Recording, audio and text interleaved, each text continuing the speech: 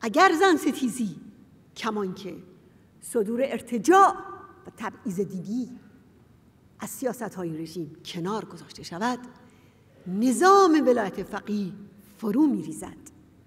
به همین دلیل نه آخوند خاتمی و نه آخوند روحانی که به نمایش اصلاح طلبی و اعتدال رو آورده اند، هیچ کدام به کاهش ستم و سرکوب علیه زنان ایران نزدیک نمی شوند.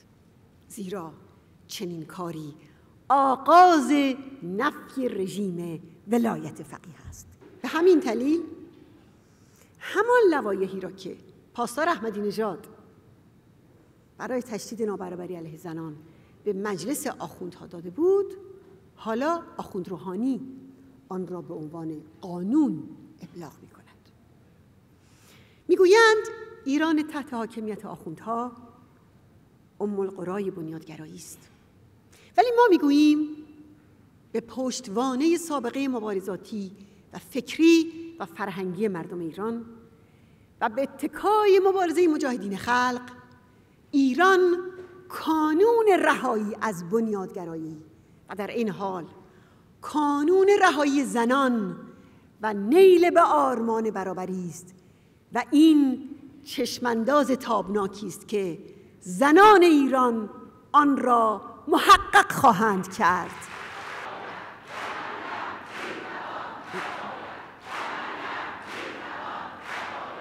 We must speak out. We must speak for our fellow sisters in Iran who cannot, under the current regime, speak for themselves.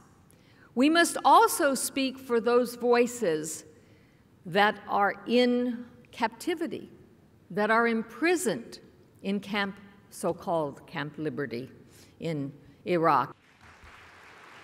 Oui, quand on veut, on peut refuser de laisser aux seuls hommes, et encore plus quand ils se réclament d'un intégrisme réactionnaire, les décisions qui vont déterminer la vie de chacun et la vie de nos enfants.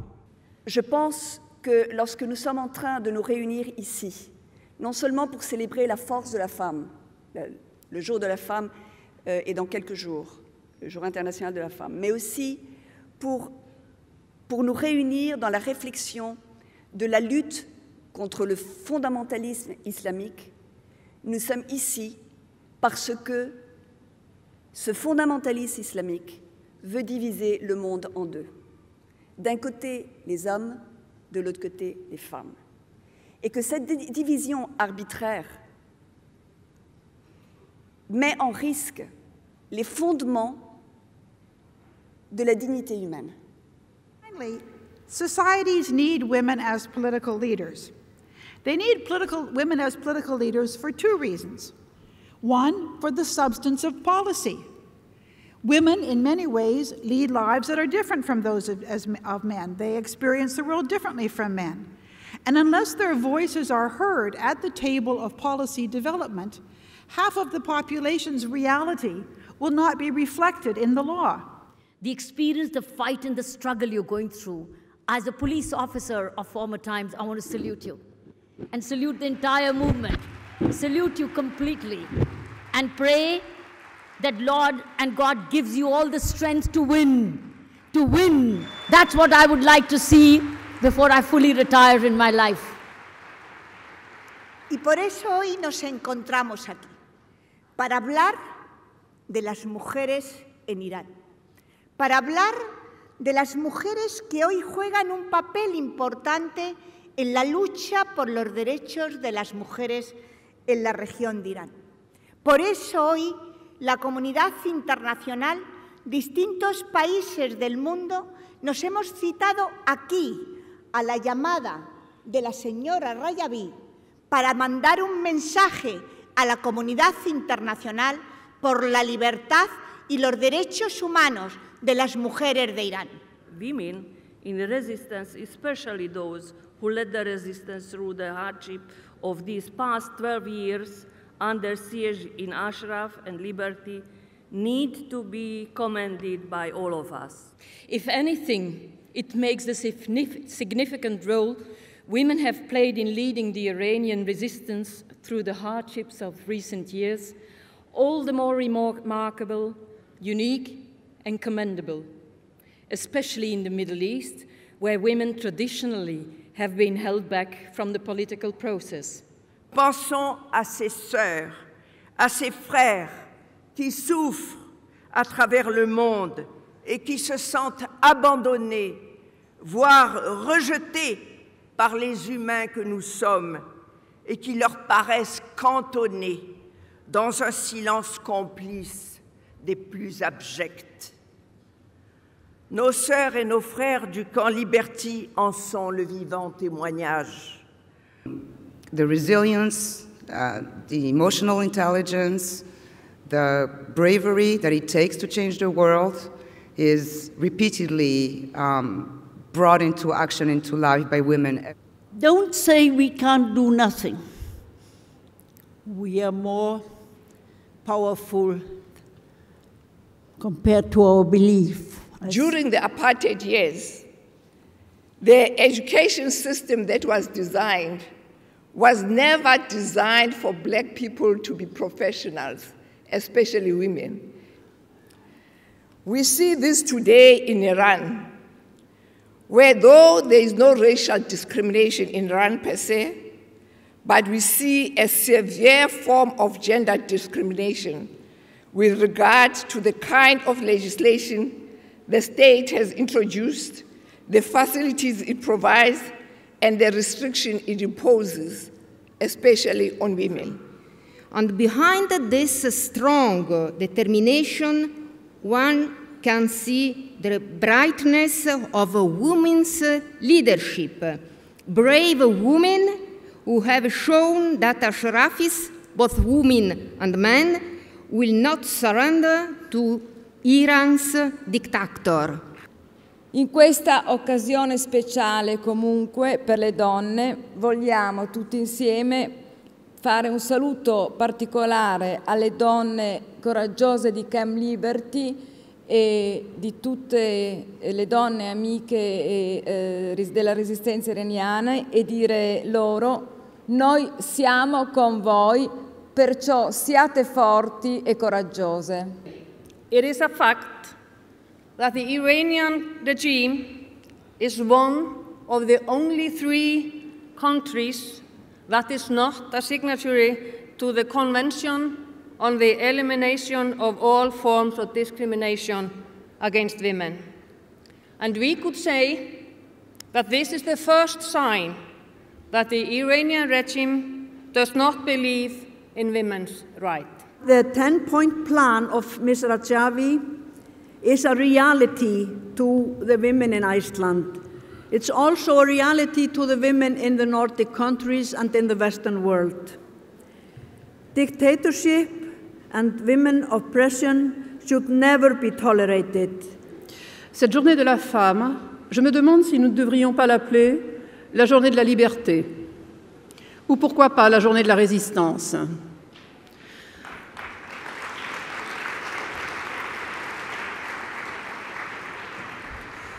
En tout cas, cette journée de la femme, je pense que nous pouvons la dédier aux femmes enfermées dans le camp d'Ashraf. Je suis, et je serai, je crois, toujours surprise, tant que l'on ne donnera pas plus la parole aux femmes, tant qu'on ne donnera pas plus de liberté aux femmes pour s'exprimer, parce qu'il y a si peu de femmes que j'ai créé le Women's Forum il y a 10 ans, parce que je ne comprenais pas comment on pouvait penser le monde d'hier, d'aujourd'hui et de demain en ne prenant pas en compte la parole des femmes.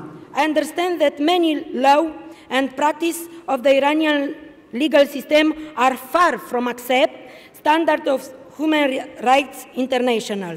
And I would like to know women in the resistance movement to know that they are not alone for all these efforts as necessary for the Millennium Development Goals and full and every implementation of the aims and objectives of the Beijing Declaration. What chance does this regime stand when the opposition is led by a woman like Maryam Rajavi? No chance. No chance. Together with the women of Iran, you are a powerful force that no regime can silence nor break. We salute you, and we stand with you in your struggle for a democratic and free Iran. While the mullah's regime in Iran is continuing its misogynist policies towards women, it is really important to continually tell the rest of the world that there is a strong opposition that believes in equal rights for women. The 10 points of Madame Rajavi, all the statements and all what she's doing give us hope. We will find the way for Iran as well as for the other countries. Mais encore une fois, ce qui nous tient tous à cœur aujourd'hui et ici, c'est ce qui se passe en Iran. Et ce décalage entre ce régime et encore une fois cette société, cette jeunesse qui déjoue malgré tout les censures, qui écoute les médias, cette jeunesse est avide, et d'abord les filles, de participer à cette pulsion du monde. Voilà pourquoi cette réunion, voulue par Madame Rajavi tous les ans, est tellement utile parce qu'il est important, encore une fois, que les messages qui sont exprimés ici encouragent tous ceux qui, là-bas, et bien sûr dans le camp Liberty et le camp Ashraf, poursuivent leur combat. أما فيما يتعلق بالقضية الإيرانية فقد قمنا أنا وزملائي في مجلس النواب الأردني بالتوقيع وبالأغلبية على البيانات التي تدعو إلى الدفاع عن حقوق سكان مخيم أشرف وليبرتي، ونعلن تضامننا مع نضال المرأة الإيرانية من أجل تحقيق الحرية والديمقراطية في إيران، وكذلك تحقيق المساواة. كما نهيب بالمجتمع الدولي وبالحكومات برفع أصواتها وممارسة الضغط على حكومة المالكي بالإفراج عن الرهائن الأشرفيين 7 بينهم 6 نساء، وضمان أمن وحماية سكان ليبرتي منهم 1000 امرأة مجاهدة فيه. سيدتي الرئيسة، نحن في المغرب نحس بكم وبالأخوات بإيران وبليبرتي، فنحن نحس بكم سيدتي ومعكم على الخط من أجل الحرية ومن أجل الاستقلال، وسنحتفل معكم غدا قريبا إن شاء الله باعتلائك كرسي القيادة وتكونين رئيسة إن شاء الله قريبا بإيران.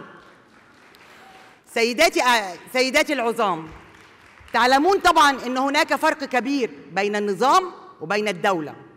هناك جيش يدافع عن النظام وهناك جيش يدافع عن الدولة. في سوريا الجيش يدافع عن النظام، هكذا في بلاد كثيرة، ولكن في مصر الجيش وقف مع الشعب أثناء مبارك وأثناء مرسي، ولكن للأسف المخطط لم يسقط. ما فعلناه في مصر هو أن احنا عطلنا هذا المخطط، فقط عطلناه، ولكني أوعدكم أننا سنسقطه بإصرارنا، سنسقطه بخارطة الطريق التي رسمناها. نحن نعرف أن أخواتنا الإيرانيات والشعب الإيراني الصديق العريق الرائع، كلنا نعرف أن عدونا مشترك. بشار ليس إلا امتداداً لملال إيران وحزب الله. بشار لا يستطيع أن يفعل شيء لوحده لو لم يكن يدعموه ويقفوا معه. ورغم هذا أعدكم وبشرف أن الشعب السوري خرج ليأتي بالحرية. We are together in the long path to freedom for our sisters in Iran and especially for our dear sisters in Ashraf and Liberty. I know not firsthand, but from the stories that I've shared with many of them that are still there, and from the stories that I've heard from many of you, what a struggle it has been. But like a marathon, sometimes the hardest is the end of the race. That's when you're the most tired. You don't know if you can make it, if you can finish, but there is a finish line. And at some point soon, you will see that finish line and you will be liberated from liberty.